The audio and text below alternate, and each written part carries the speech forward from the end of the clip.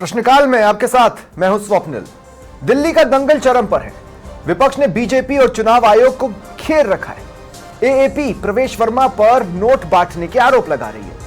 उनका कहना है कि दुनिया देख रही है पर आयोग को दिख नहीं रहा।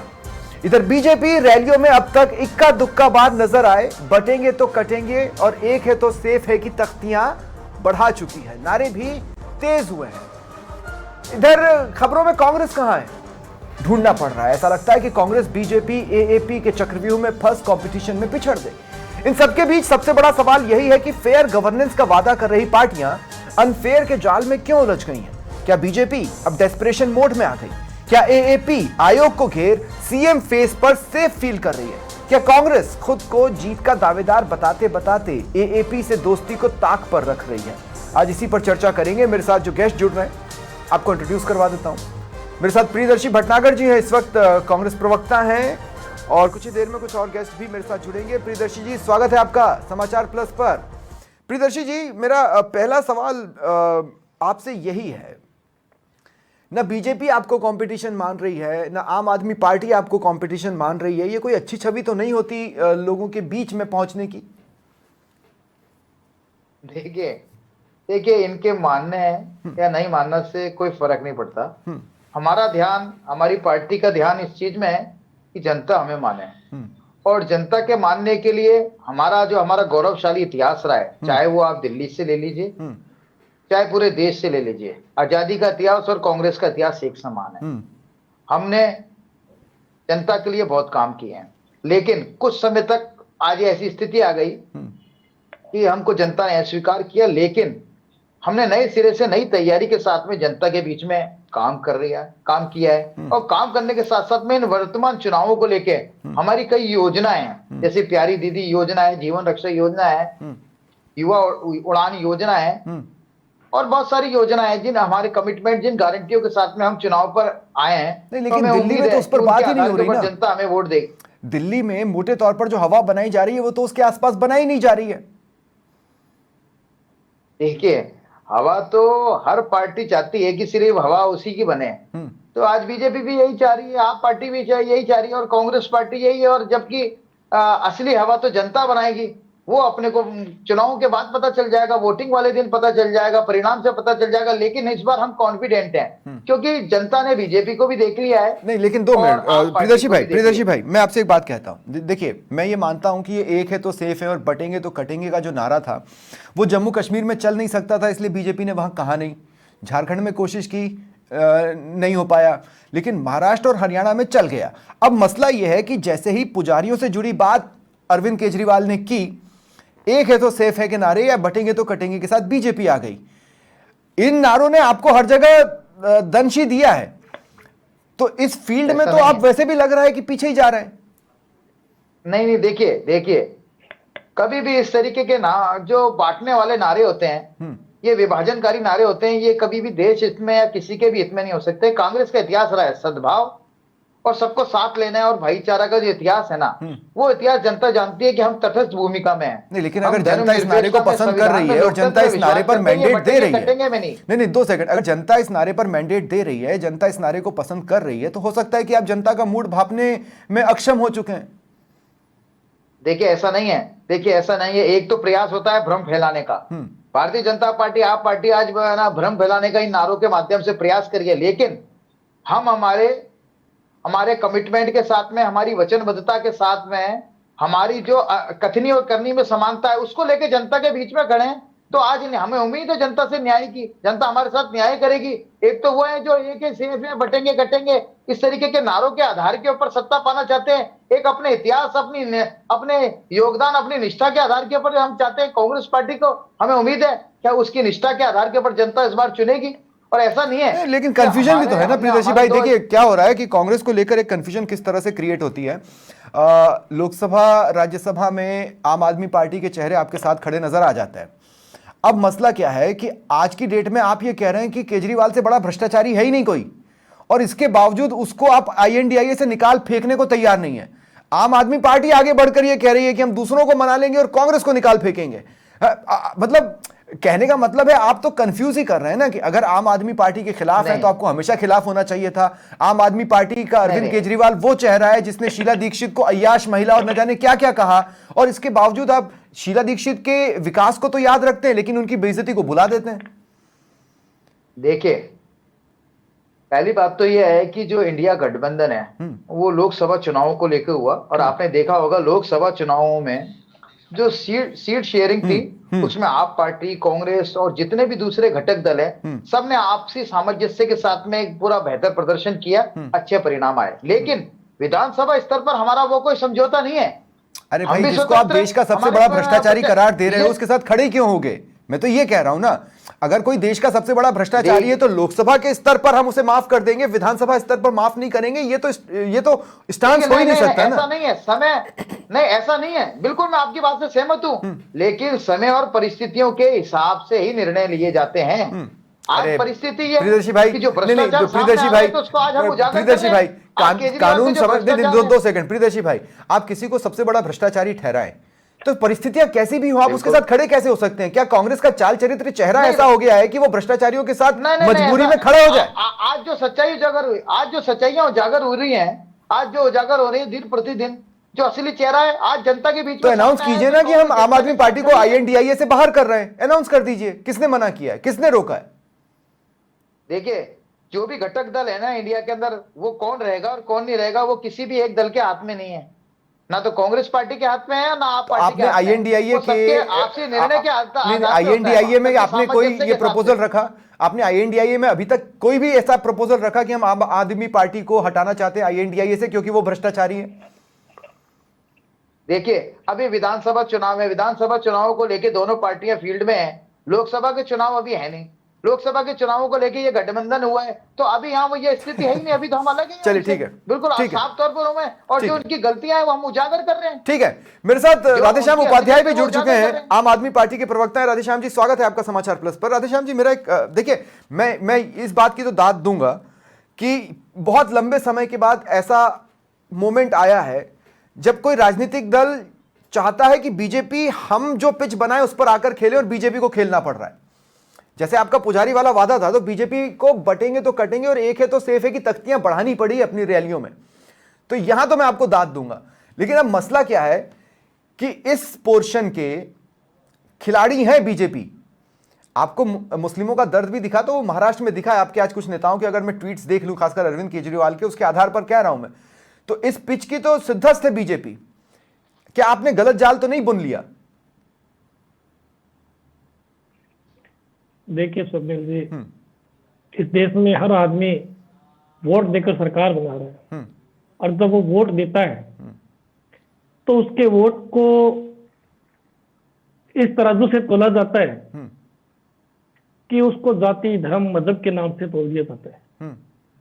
आज भारतीय जनता पार्टी नारा लेके आई, कटेंगे बटेंगे तो सेफ रहेंगे, ये ऐसा नारा दे रहे हैं वो। क्या इस देश का संविधान, इस देश की लोकतांत्रिक व्यवस्था इस चीजों को आज्ञा देती है कि भी आप ऐसा करो? कि देश तो सभी धर्मों को मानने वाला देश है।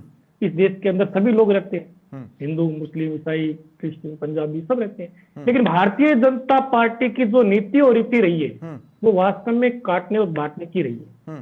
चुनाव के समय इन्हें हिंदू याद आता है। मैं आज इस चैनल के माध्यम से मैं कांग्रेस पार्टी के प्रवक्ता से भी यही कहूंगा, और मैं भारतीय जनता पार्टी के नेताओं से भी कहूंगा कि आप किस प्रकार का देश बनाना चाहते हैं। एक भारत एक सोने की चिड़िया, भारत एक ऐसा लोकतांत्रिक देश जिसके अंदर बाबा साहब अम्बेडकर, सुभाष चंद्र बोस, चंद्रशेखर आजाद, न जाने कितने लोगों ने यहाँ जन्म लिया और देश की दशा दिशा को सुधारा है। और आप इस देश को बांटने का काम कर रहे हो। अरविंद केजरीवाल ने क्या किया? अरविंद केजरीवाल ने किसी का नुकसान किया? अरविंद केजरीवाल ने किसी का गला काटा? अरविंद केजरीवाल ने किसी को गाली दी? अरविंद केजरीवाल ने कहा कि मेरा देश शिक्षित बने, उन्होंने शिक्षा अरविंद फ्री की। केजरीवाल ने दिल्ली का नुकसान किया, दिल्ली के लोगों का नुकसान किया, ये कहना है कांग्रेस और बीजेपी का, ये मैं नहीं कह रहा हूं। शराब घोटाले को वो गिनाते हैं, शराब नीति पर जो आपका स्टांस है। मैं वही आ रहा हूँ। बिल्कुल बिल्कुल नुकसान किया है। कांग्रेस को सदन से बाहर निकाल दिया, भारतीय जनता पार्टी को सदन से बाहर निकाल दिया, ये नुकसान किया है। ये नुकसान किया है दिल्ली की जनता ने। दिल्ली की जनता ने इनको राज दिया, इनको शासन दिया। इन्होंने क्या किया? दिल्ली को कचरे के ढेर में बदल दिया। जब दिल्ली की जनता ने, एक आम आदमी ने जब सदन के अंदर पहुंचकर दिल्ली की दिशा और दशा को सुधारना चाहा, उनको अच्छी शिक्षा देनी चाहिए। सुनिए, मैं आ रहा हूँ, वही आ रहा हूँ। गरीब का बच्चा और अमीर के बच्चे का इलाज एक ही टेबल पे होना चाहिए। गरीब के बच्चे और अमीर के बच्चे एक ही टेबल पर पढ़ने चाहिए। ऐसी सुविधाएं जब लेकर आए, बाबा साहब अम्बेडकर के बनाए हुए भारत के संविधान को लेकर जब आए, तो भारतीय जनता पार्टी और कांग्रेस के पेट में मरोड़े उठने लगे। राधेश्याम भाई 2 मिनट, एक सवाल ले लीजिए। इंटरेस्टिंगली मैं आपसे ये कह रहा हूं कि क्या इसे आम आदमी पार्टी के घमंड के तौर पर देखा जाए? ये मैं क्यों पूछ रहा हूं, मैं आपको बता रहा हूं। संविधान पर आपको भरोसा है, संविधान के लिए आप लड़ना चाहते हैं, आपको सुप्रीम कोर्ट पर भरोसा है, सुप्रीम कोर्ट के निर्णय को फॉलो करना चाहते हैं। जब ये कहा जा रहा है कि अरविंद केजरीवाल मुख्यमंत्री ऑफिस नहीं जा सकते, सेक्रेटरिएट नहीं जा सकते, आपने उन्हीं को सीएम फेस बना दिया है, इस पर भी तो निशाना साधा जा रहा है ना। तो मखौल तो आप खुद उड़ा रहे हैं। बिल्कुल बिल्कुल बिल्कुल बिल्कुल, ये बात आपने बड़ी अच्छी बात कही कि उनको सीएम का चेहरा ना दिया। उनको हमने नहीं बनाया, उनको दिल्ली की जनता ने बनाया है। आज भारतीय जनता पार्टी और कांग्रेस बिना दूल्हे के घूम रही है। ये बता देंगे इनका सीएम चेहरा कौन है? ये आपस में लड़ेंगे। पहले तो एमसीडी चुनाव के अंदर आपने देखा किस प्रकार से लोकतंत्र की हत्या कर रहे थे। आपने चंडीगढ़ का चुनाव देखा। मैं बता रहा हूँ, मैं वही आ रहा हूँ। सिर्फ ये कह रहा हूँ कि दूल्हा शब्द का इस्तेमाल मत कीजिए प्लीज। आज अरविंद केजरीवाल को रोकने का प्रयास किया जा रहा है। अरविंद केजरीवाल एक इनकलाब है, एक ऐसा इनकलाब है कि जो पूरे भारत में छा रहे थे। गोवा के अंदर हमारे एमएलए है, आप जम्मू कश्मीर में देखिए हमारा एमएलए है, गुजरात के अंदर हमारे, ये जैसे जैसे पार्टी का विस्तार हो रहा है, बड़ी अजीब सी बात है। वैसे मेरे साथ माधुराम चौधरी जी भी जुड़ गए हैं, बीजेपी प्रवक्ता है। माधुराम जी, मैं आपका स्वागत कर रहा हूं समाचार प्रेस पर। राधेश्याम भाई 2 मिनट, बस 2 मिनट। माधुराम चौधरी भी मेरे साथ जुड़ गए हैं, बीजेपी प्रवक्ता है। माधुराम जी, आपका भी स्वागत है। आपको बस अपना म्यूट हटाना पड़ेगा, लेकिन उससे पहले एक जरूरी सवाल राधेश्याम जी ने जो कहा उसमें से उठ रहा है, वो ये उठ रहा है कि भाई फेस से क्या लेना देना है। अब से कुछ महीने पहले INDIA का फेस कौन होगा जब ये पूछा जाता था, तो आम आदमी पार्टी कहती थी कि फेस की क्या जरूरत है। आप कह रहे हैं कि नहीं, जनता ने अरविंद केजरीवाल को फेस बना दिया, तो जनता ने INDIA का तो कोई फेस ही नहीं बनाया था उस हिसाब से। अच्छा, दूसरी एक और जो अहम बात निकलती है राधेश्याम भाई, वो ये निकलती है कि भाई अगर फेस बना भी दिया तो वो इंसान भी तो कह सकता है ना कि सुप्रीम कोर्ट ने अगर ये लगाया है तो मैं नहीं, आतिशी ही सीएम रहेंगी। आप फिलहाल मुझे इससे दूरी रखो, लेकिन हाँ, मैं चुनाव लड़ूंगा, विधायक बनूंगा। देखिए स्वप्निल जी, हमने कहा कि अरविंद केजरीवाल के चेहरे पे चुनाव लड़ रहे हैं, बिल्कुल लड़ रहे हैं। हाँ। हमने इसमें कहीं ऐसा नहीं कहा कि हम नहीं लड़ रहे हैं। अभी सीएम चेहरा किस प्रकार से अरविंद केजरीवाल ने, जिस प्रकार से ईडी, सीबीआई और ये भारतीय जनता पार्टी के जो कानून जो इनके इशारे पे चल रहे थे, परेशान किया, तो उन्होंने कहा कि मेरी दिल्ली की जनता सुरक्षित रहनी चाहिए, मैं ये सीएम का पद त्यागता हूं। और उन्होंने वो जिस शीश महल की ये बातें करते थे, आज वो शीश महल। ठीक है राधेश्याम भाई, मैं आता हूं आपके पास। माधुराम जी, अब देखिए, आपको चूंकि पार्टी ने दिल्ली में जिम्मेदारी सौंपी हुई है, आप वहां पर विभिन्न रैलियों का हिस्सा बन रहे हैं, इसलिए मेरे सवाल को आप ज्यादा बेहतर समझ पाएंगे, मुझे ऐसी उम्मीद है। मुझे ऐसा लगता है कि बीजेपी ठीक ठाक तो चल रही थी, प्रधानमंत्री मोदी ने अच्छा खासा शंखनाद भी तो कर दिया था। ये एकाएक एक है तो सेफ हैं, बटेंगे तो कटेंगे की तख्तियों का बढ़ जाना, ये पार्टी की डेस्परेट स्थिति को ही बताता है। आप डेस्परेट हो गए। देखिए संबल जी, भारतीय जनता पार्टी दिल्ली में मजबूती के साथ चुनाव लड़ रही है और आने वाला ये तो 8 तारीख को ही बताएगा कि हम सरकार बनाने जा रहे हैं, और जो इनके दावे हैं वो फुस हो जाएगी। जिस प्रकार की जनता यहाँ पे आप पार्टी ने जिस प्रकार पिछले 10 सालों में राज किया है, जिस प्रकार से रोडों की हालत खस्ता है, जो ये कह रहे थे कि CCTV कैमरे लगेंगे, कहीं दिल्ली में सारी में सुरक्षा का भाव है, कहीं कैमरे नहीं है, और जिस प्रकार ये महिलाओं को देने की बात करते हैं, पंजाब में इन्होंने दिया नहीं, गुमराह कर रहे हैं। माधुराम जी, आप ये सब बातें नहीं बोल रहे हैं ना। मैं तो ये कह रहा हूं कि आप मरता क्या ना करता की स्थिति में पहुंच गए हैं। जब आप बटेंगे तो कटेंगे बोल रहे हैं, जब आप एक है तो सेफ है बोल रहे हैं, तो आप इन बातों से तो आगे बढ़ गए। हम देखिए, हम भारतीय जनता पार्टी विकास की बात करती है, और अगर इनके पीछे बैकग्राउंड पे जाएंगे तो जिस प्रकार इन्होंने अपने सैनिकों पे माधवराव जी, आप अगर विकास की बात करते हो तो विकास के नाम पर वोट मांग कर दिखाइए। राधेश्याम जी प्लीज, आप विकास के नाम पर वोट मांग कर राधेश्याम जी दिखाइए। जब आप बोल रहे थे मैंने मोदी जी किसी को की बीच में नहीं योजनाओं के बोलने नाम दिया। पर वोट मांग कर राधेश्याम जी दिखाइए। 2 मिनट जब भी चुनाव नजदीक आता है, राधेश्याम जी प्लीज, सुनिए जी, सुनिए। नहीं राधेश्याम जी जब आप बोल रहे थे मैंने किसी को बीच में नहीं बोलने दिया। अब माधवराम जी से मैं बात कर रहा हूं, प्लीज कोई बीच में ना बोले। माधवराम जी एक बात बताइए ना, एक है तो सेफ है कि तख्ती में विकास कहां है? बोल रहे थे माधवराम जी मैं आपसे बात कर रहा हूं, एक है तो सेफ है कि तख्ती में विकास कहां है? रखी है, बोलने में मैं भी बोल सकता हूं बीच में। नहीं माधवराम भाई मैं नहीं बोलने दूंगा आप। ठीक है, ये ऐसी बात है, आप पार्टी के प्रवक्ता है। ठीक है माधवराम जी, मैंने उनको रोक दिया। अब आप मेरी बात सुने, मैं आपसे कह रहा हूं एक है तो सेफ है कि तख्ती में विकास कहां है? और फर्स्ट बार ये बोल रहे हैं तो ये गरिमा नहीं है ना। आप इतने जल्दबाजी क्यों हो रहे हैं? माधवराम जी मैंने रोक दिया उनको। चुनाव करा लेंगे। माधवराम जी मैंने रोक दिया उनको। अब आप मेरे सवाल पर आए। मैं आपसे बोल रहा हूं एक है तो सेफ है कि तख्ती में विकास कहां है? देखिए, हम कह रहे हैं, हम विकास की बात करते हैं। कहां कर रहे हैं? जो दिल्ली में किया है, और अगर रोडों का जिस प्रकार में जो बाहर से हाईवेज को कनेक्ट करना है, वो भारतीय जनता पार्टी ने ही किया है। तो और ये सब यहाँ पे बताइए ना। लोगों में जिस प्रकार का, मैं कह रहा हूं, मैं तो यहाँ हूँ, जिस प्रकार की सरकार के पर खिलाफ मैं आपसे ये कह रहा हूं कि ये तो आप यहाँ कह रहे हैं। आप ये कहने की आपको एक है तो सेफ है पर क्यों आना पड़ा? बात की तो न तो इनकी मेडिकल सुविधाएं हैं, माधवराम जी, प्रधानमंत्री की आयुष्मान योजना पूरे भारत में माधवराम जी लागू है, फिर तो वो फेल नहीं हुए, वो 7 सांसद भी फेल हुए जो बीजेपी से आते थे। आप मेरे को बोलने दीजिए। नहीं माधवराम जी मैं ये कह बात पे तो आ रहा हूँ। मैं कह रहा हूँ, ये जब बात कर रहे थे, जब सैनिकों के खिलाफ भी आवाज उठा रहे थे और पाकिस्तान के पक्ष में बोल रहे थे, तो वो चीजें भी तो आज याद होनी चाहिए ना जनता को, कि ये किस प्रकार के बेरूपिये की तरह अपना चेहरा बदलते हैं और हर दिन अलग चेहरा लेके आते हैं, हर दिन अलग बात करते हैं। और झूठों का बादशाह जो इनके केजरीवाल जो कहते हैं कि मुख्यमंत्री का चेहरा है, तो मुख्यमंत्री आतिशी नहीं है क्या यहाँ पे? तो आतिशी के नाम पे ये चुनाव लड़ रही है ना, तो इनको पता चल जाएगा। नहीं पर फेस क्यों देना है? नहीं 2 सेकंड, फेस पर आपत्ति क्यों जताना माधवराम भाई? फेस पर आपत्ति क्यों जताना है? परंतु फेस पर आपत्ति क्यों जताना? मैं ये कह रहा हूं कि फेस तो आप अपना घोषित करने की स्थिति में भी नहीं है। इनडायरेक्टली हमारे तो कमल का फूल और मोदी जी के नाम पे चुनाव लड़ रहे हैं पूरे देश में। अरे तो मोदी जी के नाम पे 7 सांसद दे दिए। मोदी जी के नाम पे 7 सांसद दे दिए। उन 7 सांसदों ने ऐसा क्या दिया कि आपको राज्य विधानसभा भी दे दे? सवाल तो ये है ना। नहीं देखिए, हम कह रहे हैं, हमने तो एमपी में भी 7 सीटें जीती, और अभी भी हम कह रहे हैं कि हम सरकार बनाएंगे। 8 तारीख को रिजल्ट आएगा, जब इनकी जो विकास के दावे कर रहे हैं ना, वो सब के जनता के सामने आ जाएंगे। जनता यहाँ की बहुत बुरी तरह त्रस्त है, और जनता यहाँ की जो है, लेकिन माधवराम जी इससे एक सवाल नहीं गायब होता, और यहाँ पे राज करे, ताकि माधवराम जी इससे एक सवाल खत्म नहीं होता। यमुना की गंदगी की सफाई की इन्होंने बात की थी, ठीक है। और जिस प्रकार नहीं 2 सेकंड माधवराम भाई 2 मिनट माधवराम भाई 2 मिनट। जब हम यमुना की सफाई की बात करते हैं तो फिर हमें गंगा की सफाई का वादा भी याद आता है, जो आज तक साफ नहीं हुई। ये वादा किसी और ने किया था। सर, गंगा पे हरिद्वार जाइए। अरे सिर्फ हरिद्वार में ही तो गंगा नहीं है ना, और राज्यों में भी तो गंगा बहकर निकलती है। बड़ा प्रोजेक्ट है, टाइम लगेगा, पर यमुना तो यानी कि यहाँ पे मात्र 23 किलोमीटर में चलती है। एक सवाल और माधवराम जी, बस एक सवाल और।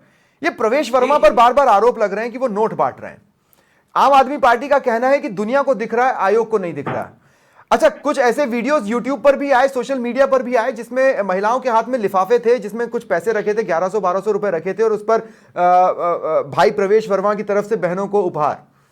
बिल्कुल उनकी मैं उस पर बताना चाहूंगा। शोभल जी ने उस पर सफाई भी दी थी। उन्होंने कहा हमने कोई पैसे नहीं बांटे, ये तो मेरी एक पिताजी के नाम पे संस्था है, उनके जन्मदिन पे प्रोग्राम करते हैं, और प्रोग्राम करके कुछ जो लोग हैं, जो नीडी लोग हैं, उनको हर बार ही करते हैं। ये अब की बार चुनाव थे, इसलिए इन्होंने मुद्दा बनाने की कोशिश। ठीक है, तो ये चीज नहीं है, वो तो हर साल करते आ रहे हैं। ठीक है माधवराम जी, जो आपने आम आदमी पार्टी का चूंकि आरोप था, इसलिए मैं राधेश्याम जी आपसे बोल रहा हूं, तो क्या आप झूठा आरोप लगा रहे हैं प्रवेश वर्मा पर?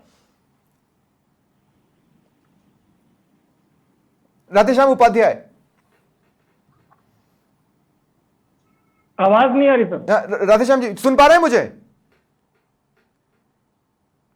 हाँ। बीजेपी ये कह रही है कि प्रवेश वर्मा हर साल पैसे बांटते हैं। चूंकि चुनावों का वक्त है, इसलिए आम आदमी पार्टी झूठे आरोप लगा रही है।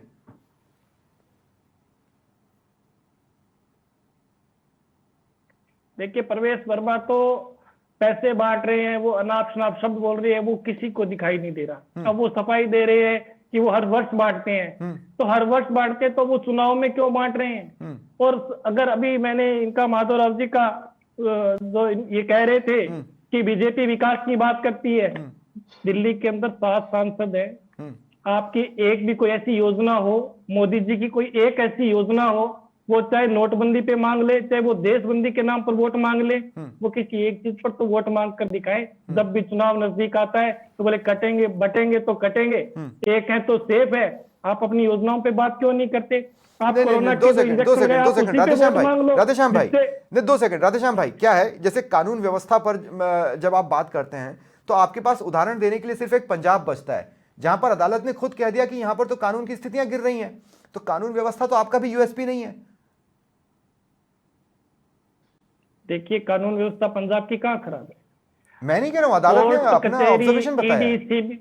नहीं, पंजाब के अंदर भले वो कह रहे होंगे, लेकिन पंजाब की आज की स्थिति और जो कांग्रेस ने जो बदहाल स्थिति छोड़ी थी उसमें हमने बहुत सुधार किया है। दिल्ली को जिस प्रकार से इन्होंने दिल्ली का जो हमने सुधार किया है, आज हमारे को वर्ल्ड के अंदर जाना जाता है, हमारे शिक्षा मॉडल को जाना जाता है, हमारे जो शिक्षा और चिकित्सा के मॉडल को पूरे वर्ल्ड में जाना जाता है। तो ये आज अगर आप देखिए, मैं स्वप्निल जी 1 सेकंड का समय लूंगा, 1 सेकंड का, शॉर्ट में बोल दीजिए। ये बार बार कह रहे हैं, तो आप इनकी यूपी में सरकार है, राजस्थान में सरकार है, बहुत जगह इनकी सरकार है, ये वो योजनाएं जो आज दिल्ली के अंदर रेवड़ियां बांट रहे हैं वो वहां क्यों नहीं दे रहे? आज राजस्थान के अंदर हम सबसे महंगी बिजली ले रहे हैं, बेरोजगारी चरम पर है, रोजगार नहीं है। ठीक है राधेश्याम जी, प्रियदर्शी भटनागर जी, मैं आपको शामिल करना चाहता हूं। प्रियदर्शी भटनागर जी, दिल्ली के विकास का एक मॉडल कांग्रेस ने खड़ा किया शीला दीक्षित के समय में, उस मॉडल को अरविंद केजरीवाल की एंट्री के बाद जनता ने नकार दिया।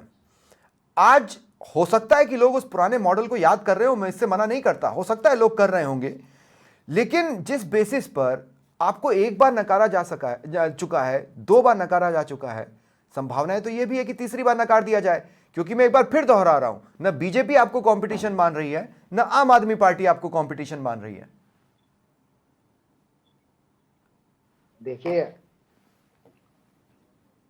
भारतीय जनता पार्टी और आप पार्टी का इतिहास अभी बहुत छोटा है।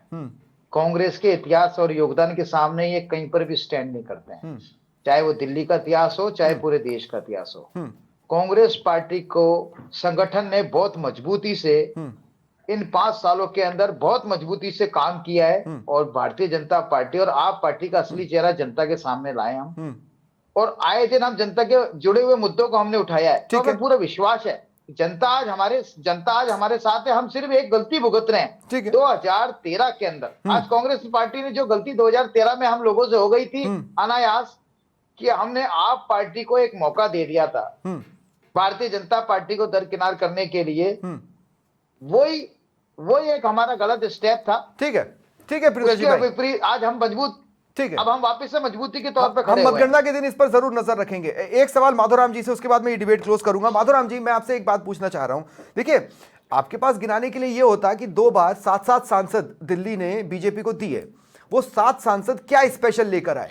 दूसरा, मैं आपसे कह रहा हूं कि तमाम जगह जहां जहां चुनाव आ रहे हैं वहां वहां आपको लाडली बहन भी नजर आ रही है, आपको वो योजनाएं नजर आ रही हैं, जहां पर ऑलरेडी आप हैं वहां पर क्यों नहीं? राजस्थान में कोई आपकी लाडली बहन क्यों नहीं है आज तक?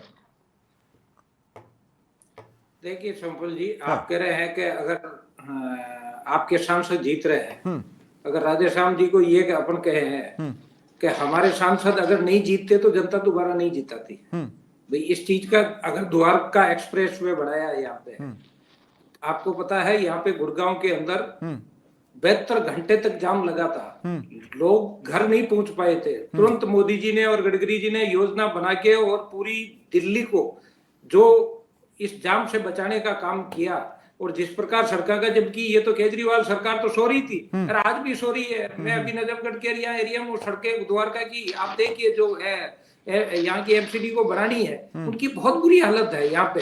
अगर आपको फ्री की योजनाओं का मैं पूछूं, ये कह रहे हैं कि बड़ी, वो कह रहे हैं कि हम फ्री योजना चला रहे हैं। ये इन्होंने कोरोना के बाद में कोई भी योजना ऐसी 1 किलो गेहूं इन्होंने नहीं बांटा। अगर मेरे भाई राधेश्याम जी को जानकारी हो तो मेरे को दे दे, तो मैं उसको रेक्टिफाई कर लूंगा। ये बिना झूठ बोलने के इतने बड़े मास्टर है कि हर चीज को जो पहले स्कीमें चली थी उनको अभी तक गिना रहे हैं। यहाँ की जनता समझ चुकी है। ठीक है, देश में बताने की जरूरत नहीं है, दिल्ली की जनता समझ गई। ठीक है। और आने वाले समय में जो आएगा रिजल्ट, देखिए मैं इन द एंड सिर्फ इतना कहना चाहता हूं, मैं लास्ट में सिर्फ इतना कहना चाहता हूं कि दिल्ली का दंगल बहुत इंटरेस्टिंग हो गया है।